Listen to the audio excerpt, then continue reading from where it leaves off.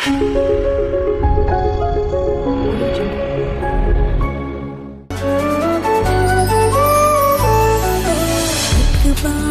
जब मैंने कलवरी सूली पे देखा, मेरे पापों का बोझ सब खुल गया, मैं आजाद हुआ। मेरे पापों का बोझ सब खुल गया, मैं आजाद हुआ। एक बार जब मैंने कलवरी सूली पे देखा, मेरे पापों का बोझ सब खुल गया, मैं आजाद हुआ।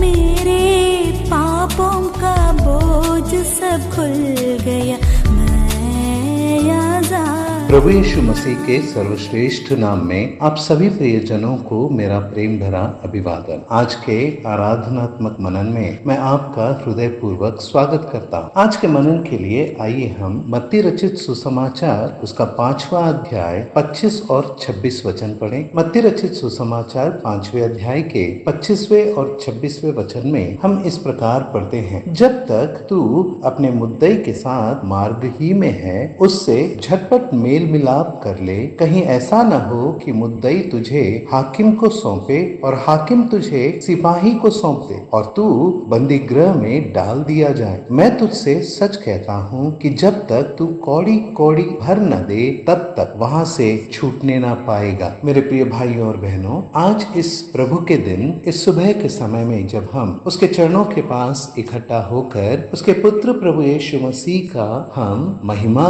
करना चाहते हैं, उसके नाम को हम ऊंचा उठाना चाहते हैं, तो आइए कुछ विषयों को इस पद से देखने का प्रयास करें। हम पापी थे, परंतु अब हम पवित्र हैं, क्योंकि प्रभु यीशु मसीह पर विश्वास के द्वारा अनुग्रह ही से हमारा उद्धार हुआ। परंतु मेरा प्रश्न है, जब हम पापी ही थे तब हमारी अवस्था क्या थी, हमारा दशा क्या था? प्रियो, क्या हम इस वचन के अनुसार मुद्दई के साथ मार्ग ही में थे?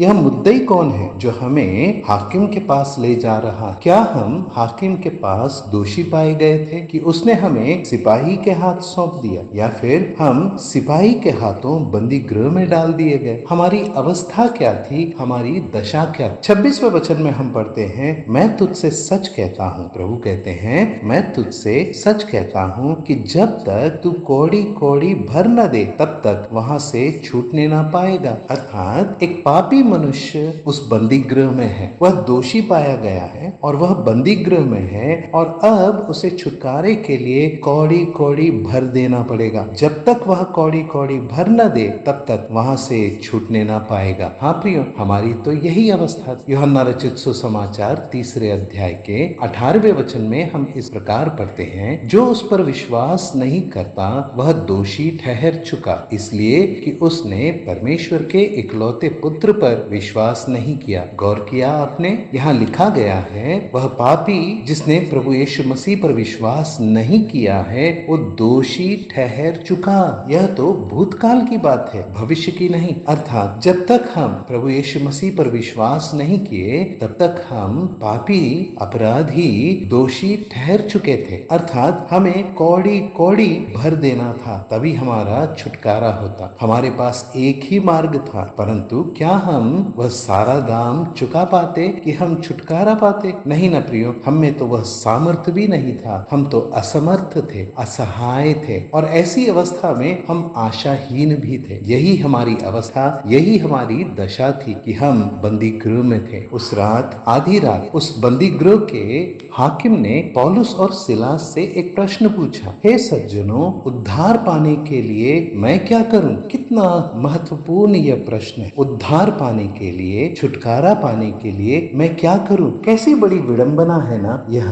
जो बंदी गृह का दरोगा है, वही अपने आप को परमेश्वर के सामने दोषी पाता है। वह अपने आप को परमेश्वर के सामने एक बंदी गृह में पाता है, जहां पाई पाई कौड़ी कौड़ी चुकाए बिना वह छुटकारा पा नहीं सकता। इसीलिए उसका यह प्रश्न, हे सज्जनों, उद्धार पाने के लिए मैं क्या करूं? यह तो एक बहुत ही महत्वपूर्ण प्रश्न है। ये एक बुद्धिमानी का प्रश्न है। यह एक सत्य से भरा हुआ प्रश्न है, इसे ढूंढा जाने वाला एक प्रश्न है। प्रियो, वह जानता था कि वह स्वयं भी कौड़ी कौड़ी भर नहीं सकता और हम भी, मैं भी, आप भी नहीं सकते। परमेश्वर का धन्यवाद हो प्रियो, क्योंकि पौलुस तिमुथियुस को लिखते समय पहली पत्रिका के 2 अध्याय के 5वें वचन में इस प्रकार लिखता है, क्योंकि परमेश्वर एक ही है और परमेश्वर और मनुष्यों के बीच में एक ही बिछवई है, अर्थात मसीह यीशु जो मनुष्य है, एक ही बिछवई। प्रभु यीशु मसीह परमेश्वर और मनुष्य के बीच मध्यस्थता करने के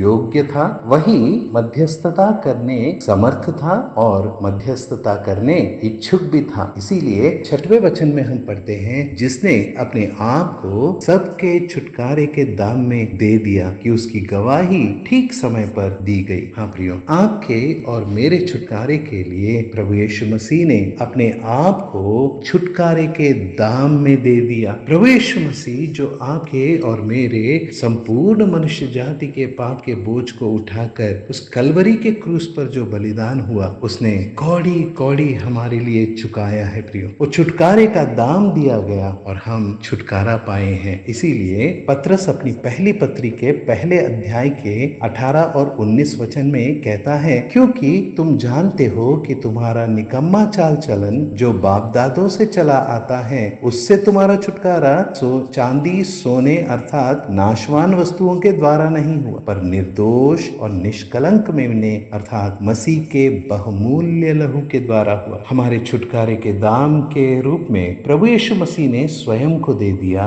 उसका बहुमूल्य लहू, उसके बहुमूल्य लहू के द्वारा ही हमारा छुटकारा हुआ है। मेरे प्रिय भाई, और करिन्थियों को लिखते समय पौलुस पहले करिन्थी के 6वें अध्याय के 19 और 20 वचन में उन्हें स्मरण दिलाकर कहता है, क्या तुम नहीं जानते कि तुम्हारी देह पवित्र आत्मा का मंदिर है जो तुम में बसा हुआ है और तुम्हें परमेश्वर की ओर से मिला है और तुम अपने नहीं हो, क्योंकि दाम देकर मोल लिए गए हो। इसलिए अपनी देह के द्वारा परमेश्वर की महिमा करो। हाँ प्रियो, कौड़ी कौड़ी चुकाया गया, संपूर्ण दाम चुकाया गया, हमारे छुटकारे का दाम चुकाया गया, हमें दाम देकर मोल लिया गया है। किसके लिए? परमेश्वर के लिए। जैसे प्रकाशित वाक्य में यूहन्ना स्मरण दिलाता है, वह सुंदर गीत हमारे सामने है। प्रकाशित वाक्य 5वें अध्याय के 9 और 10 वचन में हम इस प्रकार पढ़ते हैं, वे यह नया गीत गाने लगे, तू इस पुस्तक के लेने और इसकी मोहरें खोलने के योग्य है, क्योंकि तूने वध होकर अपने लहू से हर एक कुल और भाषा और लोग और जाति में से परमेश्वर के लिए लोगों को मोल लिया है और उन्हें हमारे परमेश्वर के लिए एक राज्य और याजक बनाया है और वे पृथ्वी पर राज्य करते हैं। हमें मोल लिया गया। प्रभु यीशु मसीह ने हमें मोल लिया। किसके लिए? परमेश्वर के लिए। और हमें उसका याजक बनाया है। याजक क्या करे? परमेश्वर की आराधना करे। हाँ प्रियो, आज प्रभु के दिन में प्रभु को ऊंचा उठाने वाले हम याजक गण हैं। प्रभु की महिमा करने वाले हम याजक गण हैं। प्रभु को स्मरण करने वाले हम याजक गण हैं। स्तुति रूपी भेंट चढ़ाने वाले हम याजक गण हैं। क्या हमारी ऐसी योग्यता थी? क्या हम इस लायक हैं? क्या हम में कोई भी ऐसी भलाई थी कि हम यहाँ खड़े होकर परमेश्वर की उपस्थिति में उसकी महिमा कर सकते? नहीं ना, हम तो बंदी गृह में ही पड़े हुए रहे। परंतु प्रभु यीशु मसीह ने कौड़ी कौड़ी हमारे लिए चुकाया और हमें छुटकारा दिया, हमें मोल लिया, ताकि हम परमेश्वर के याजक बने। आज प्रभु के दिन में आइए प्रियो, हृदय खोलकर हमारे जीवित परमेश्वर, सच्चे परमेश्वर और प्रभु यीशु मसीह की महिमा करें, आराधना करें। आमीन। एक बार तेरे खून की धारा में देखा मैंने, एक समझी कि प्यार का रंग है क्या। जब मैंने अपना दिल में तुम्हें बसाया, जीवन जल की नदियाँ मुझसे उस क्षण से बहने लगी। एक बार जब मैंने कलवरी सूली पे देखा, मेरे पापों का बोझ सब खुल गया। मैं